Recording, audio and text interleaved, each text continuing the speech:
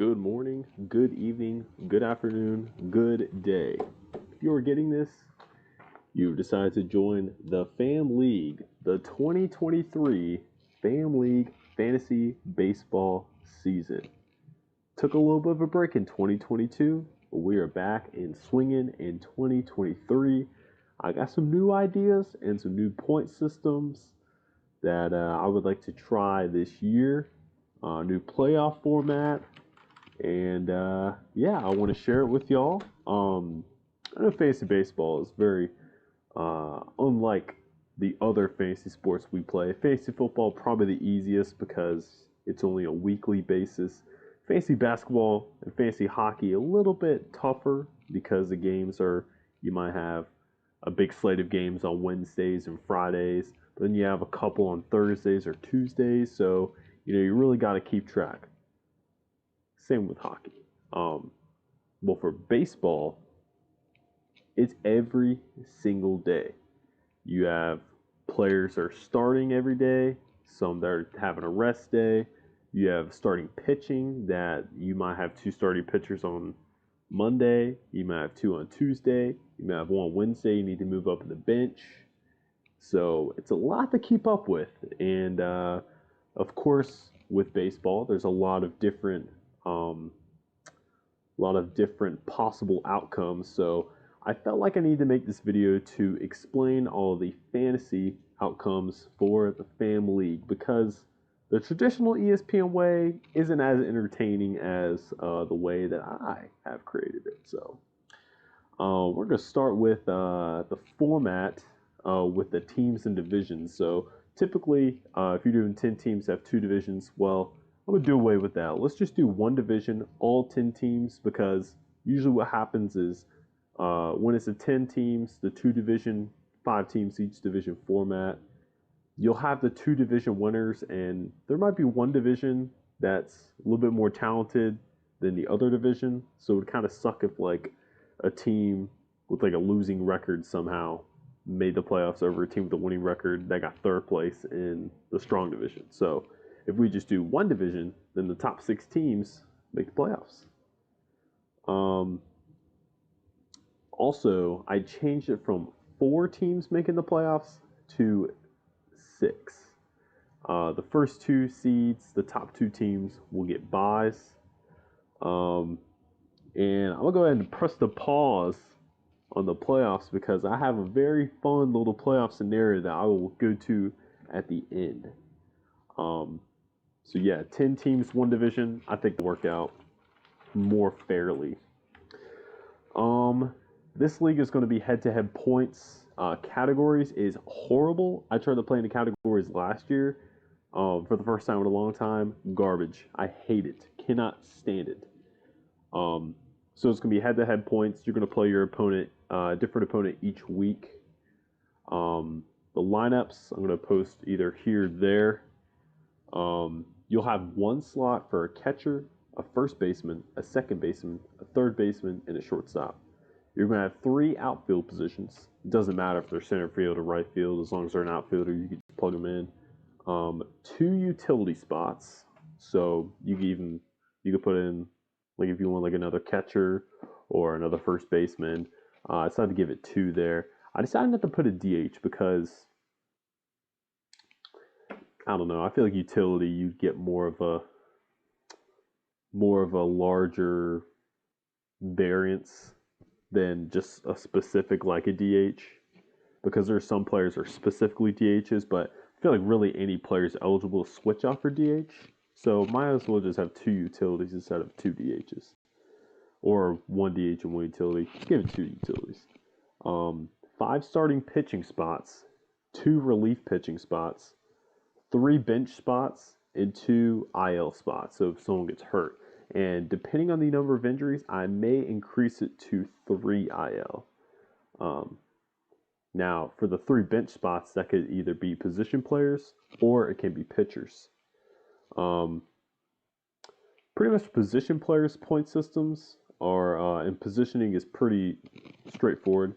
But for pitching, there are some specifics in there. So with your starting pitching, you have 5 I have a maximum of 7 starting pitchers on per team. So that means you can't have more than 7 starting pitchers. I'm gonna just say SPs. It's just starting pitching, starting pitchers. SPs is just easier. Um, and also, since you could only have 7, I made it to where your team can only make 14 starts per week. So that's basically 2 SPs per day. You could have 2 starters going per day, like 2 on Monday, 2 on Tuesday, 2 on Wednesday, and so on into Sunday. I will say, with the 2 RPs, relief pitching, um, there are some pitchers out there that start off as relief pitchers in the fantasy season, but then break the rotation and stay in the rotation. And this happened last year to Jeffrey Springs, who was a very solid pickup for an RP, turned into an SP. Cal Quantrill for the Guardians. And I believe even Nelson Cortez started off in fantasy as an RP and ended up making the Yankees rotation. So he became an RP SP just like these other 2. So you can plug in a starter in the relief pitching slot, and that actually will not go against your 7 starting pitchers because they start off as a relief pitcher, so that outweighs a starting pitcher. So that is a nice little strategy that in leagues I've played in the past where I've done, if they were, the standard ESPN league is just all pitchers, but I divide it into starting pitchers and relief pitchers. Now, I'm not saying closers are still not good. Closers still have some good weight, but obviously starting pitchers, accumulate more points. So if you're able to find, the next Jeffrey Springs or Cal Quantrill or Nelson Cortez breakout pitchers, then you could plug those in, and that is a very solid advantage for your team.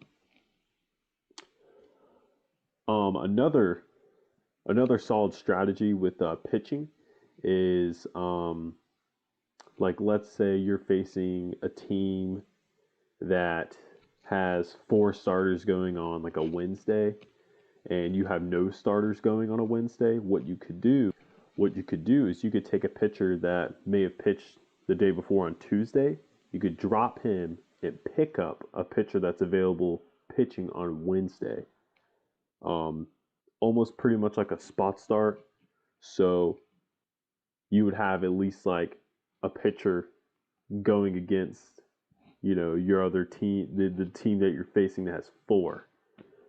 Because the team you're facing has 4, they might accumulate a lot of points for that one day and either extend their lead or catch up to you or whatever. But that is kind of a good strategy. And I made an acquisition limit for players you can pick up or like add or drop. Really just add because you're acquiring the player. You can make 7 acquisitions per week. So basically, if you wanted to do like Monday through Sunday and pick up 1 starting pitcher, so you have a starting pitcher every day, you could do that. So you could only make 7 acquisitions per week.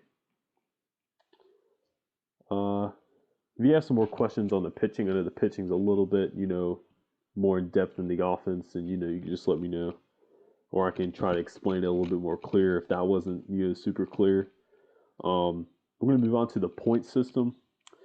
For offense, I'll try to put the point system somewhere on here. It's 1 point for if a player gets a run in, a single, a total base, a single and total base like each. Like let's say the player has like 6 total bases, at 6 points. If they have 2 singles, that's 2 points. And like I said earlier, runs. If they have like 3 runs in the game, that's 3 points. RBI, same way. Walks, intentional walks, hit by pitches, stolen bases, 1 point each.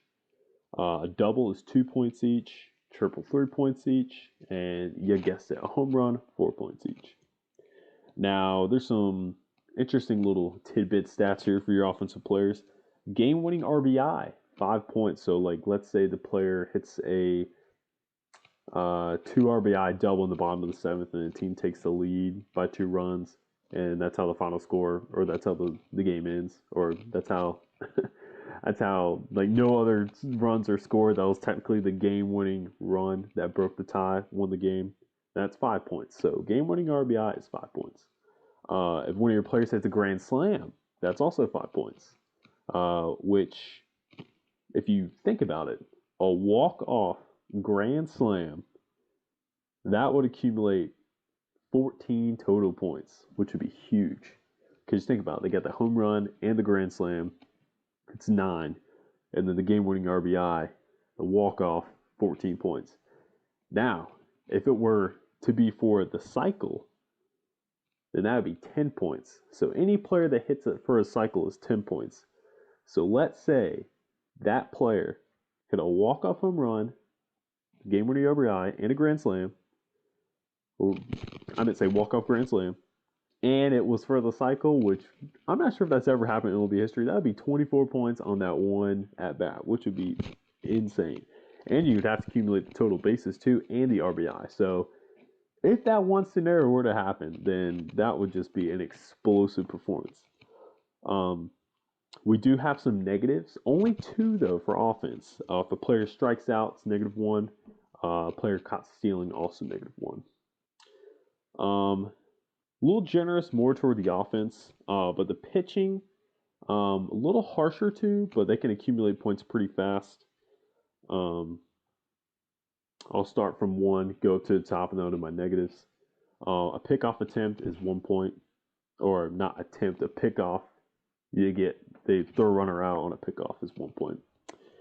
Strikeouts is 2 points. Holds are also 2 points. You see holds more in your relievers. Let's see. Innings pitched is 3 points. So if your starter goes 6 innings, that's 18 points. Shutouts are also 3 points. The big 5-pointers are for quality starts, complete games, wins, and saves. Some special props here. 10 points for a no-hitter, 25 points for a perfect game. Now here comes some of the negatives for pitching. They're going to get a -1 for any hit they give up and any walk they give up. They're going to get -2 for any earned run they give up. And they're going to get -5 for any loss or any blown save. So I will say it's nice to have a reliever because they may get 3 saves in 1 week, maybe even 4 saves in 1 week. But if they blow the save and lose the game, that's a -10 points. So say relievers, closers, they can hurt you or they can win you. So they're a little bit of a liability, but they're fun to have. There's some are just, almost immaculate like the whole year. Gotta find that right guy. Or a couple guys.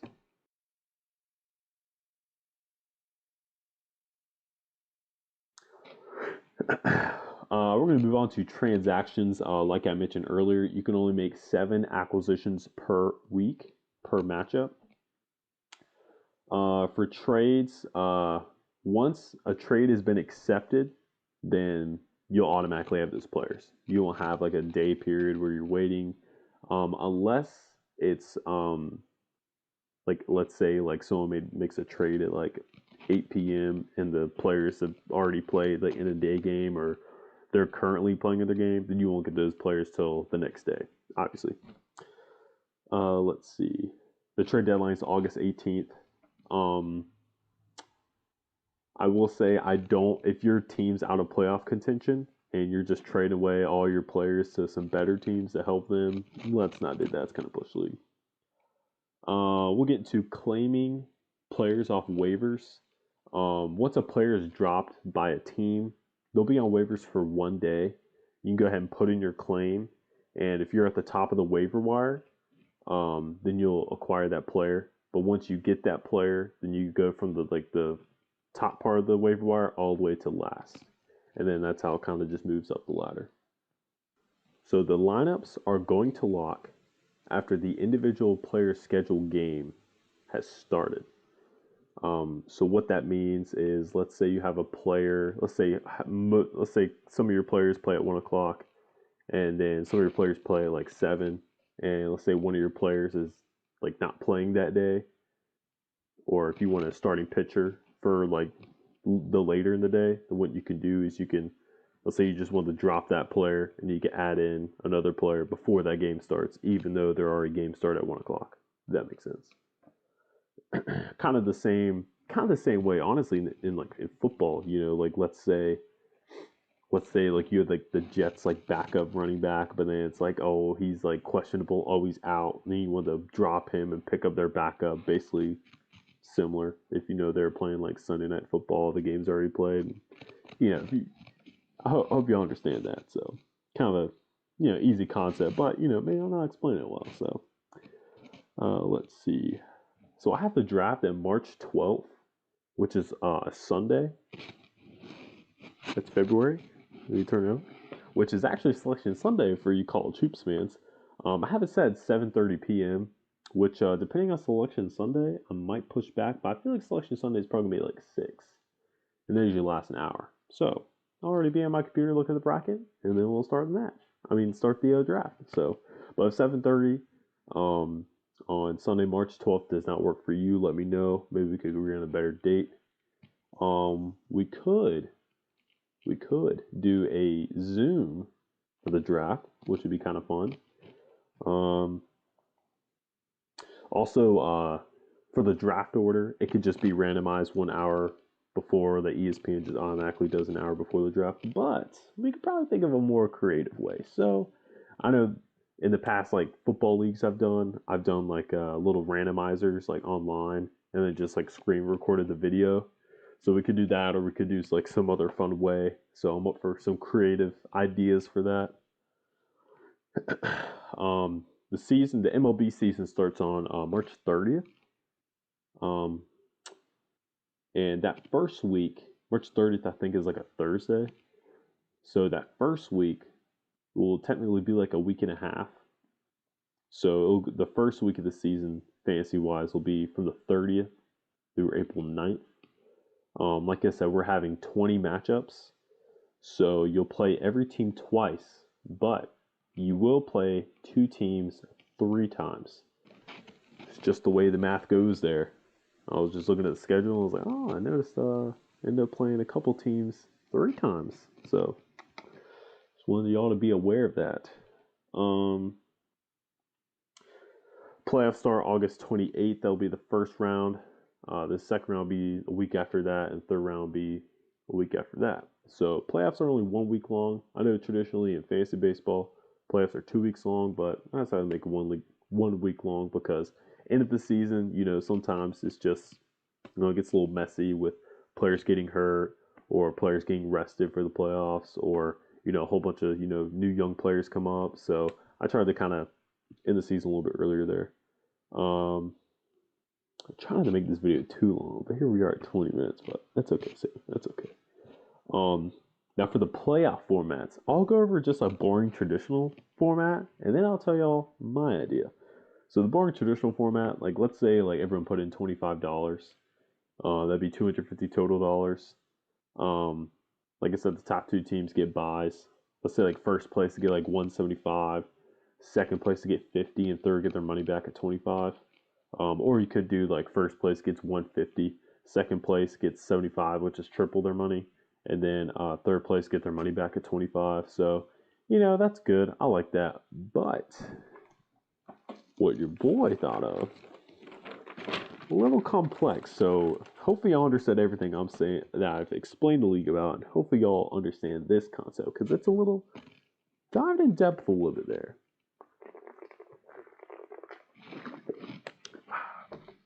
So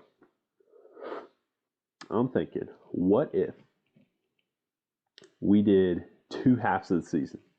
Now, a lot of minor league baseball leagues do this. They'll have like a first half winner, and then they'll have a second half winner, and those 2 teams automatically make the playoffs. So what if I had the first half winner get the first bye. The second half winner get the second bye. And with the two halves, what if we paid $25 for the first half of the season and then $25 for the second half of the season? Now that would bring the $250 for one half, $250 for the second half. So it's $500 total. What we could do is we could give the first half winner, let's say $50. Second half winner, $50. So out of the $500, $100 is gone. And then what we could do is we could have whoever comes in first will win $250. Second place can win $100. Third place can get $50, their money back. That's my first scenario. My second scenario is the same thing. The only thing different is just the payout. Instead of first place getting $250, I'll have them getting $200. Second place getting $75. Third place getting $50. But the playoff teams 4 through 6 will get $25 each. So you'll have more winners with that second scenario. Like all the playoff teams get a little bit of something.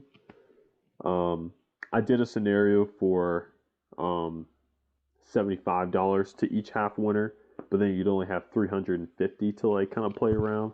But I'm not gonna lie, I kind of like the first and second half winner. So y'all let me know, just kind of like switching up a little bit. So now it is possible for the same winner in the first half to also be the same winner in the second half.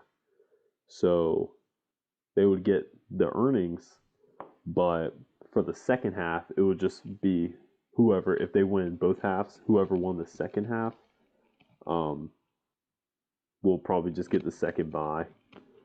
Or we'll look at the first half second place winner and compare with the other second place winner, and whoever, the tiebreaker is total bases.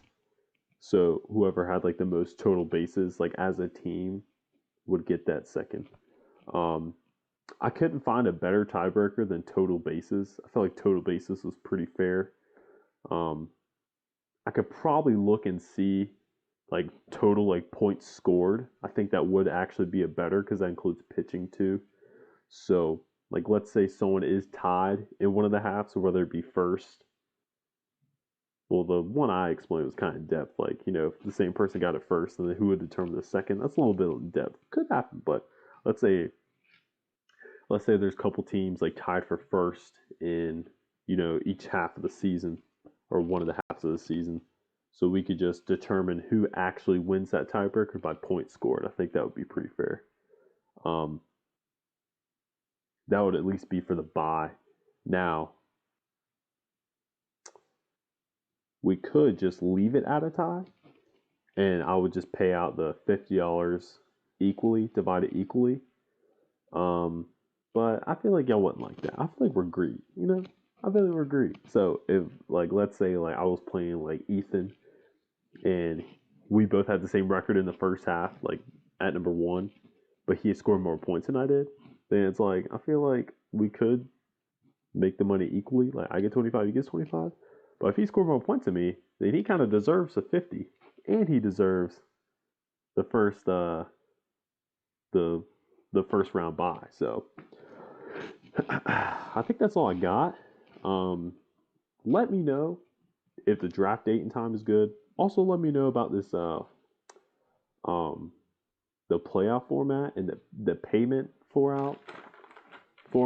I meant to actually say playoff format and payoff format. I wrote that down, but I forgot to say it till now. But that's okay.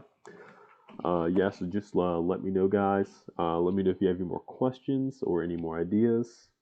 I hope this was worth 26 minutes, probably about 27 minutes of your time, and I'm looking forward to the season.